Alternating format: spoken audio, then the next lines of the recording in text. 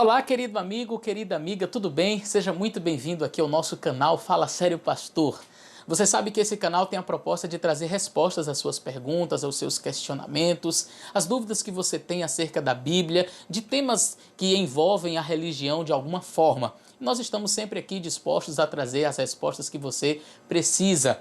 Nós estamos também no meio de uma série muito interessante, estamos falando sobre a Trindade e os aspectos relacionados a este tema são muito importantes. Nós temos trazido respostas aí salutares para este tema que tem sido atacado pela internet, por pessoas aí mal intencionadas. Nós temos trazido respostas aí realmente muito importantes e eu creio que você que está acompanhando tem apreciado bastante. Mas hoje nós vamos fazer um vídeo diferente.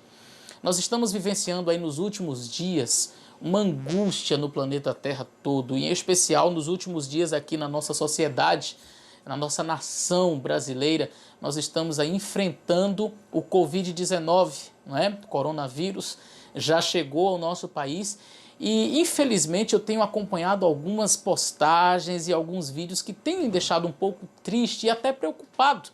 Pessoas gravando vídeos e falando que as igrejas que estão fechando são símbolo da falta de fé, que essas igrejas que estão fechando aí é porque não tem fé em Deus. Eu vi uma postagem recentemente que dizia assim que as pessoas têm mais medo do coronavírus do que confiança em Deus. Sabe, essas postagens elas são de uma irresponsabilidade sem tamanho. Pessoas que talvez até tenham boas intenções, mas que essa boa intenção, sem o discernimento, sem a sabedoria, acaba prejudicando muito. E eu queria trazer algumas respostas acerca desse assunto para você hoje.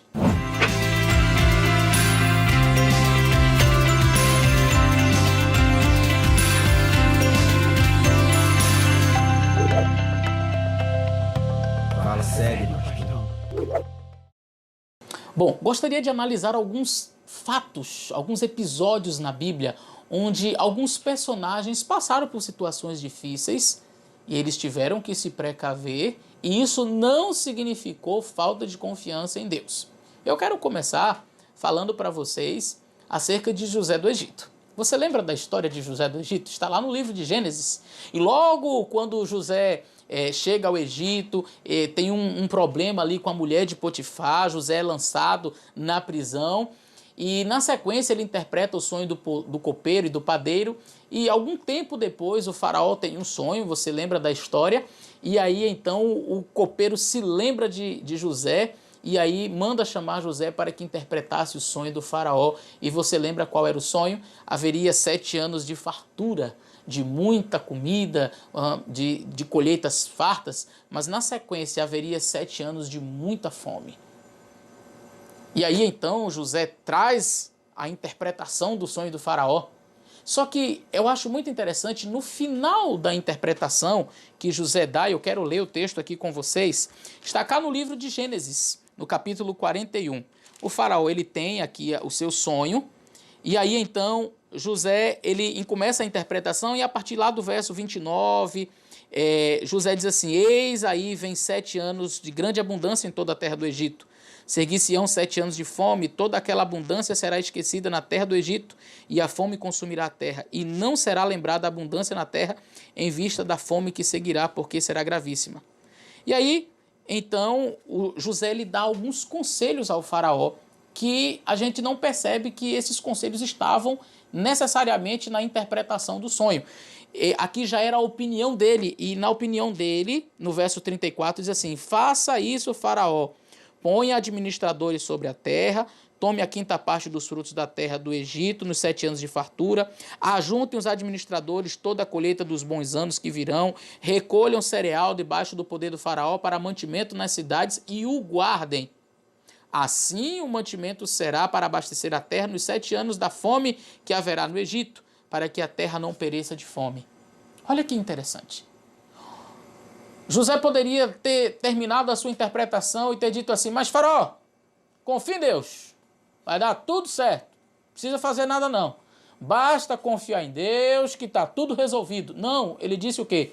Construa celeiros, faça locais onde você possa guardar esses mantimentos, ajunte aí com administradores sobre a terra, a quinta parte, recolha, guarde, tenha precaução, porque vai vir um momento de angústia, um momento de fome e você vai precisar estocar mantimentos.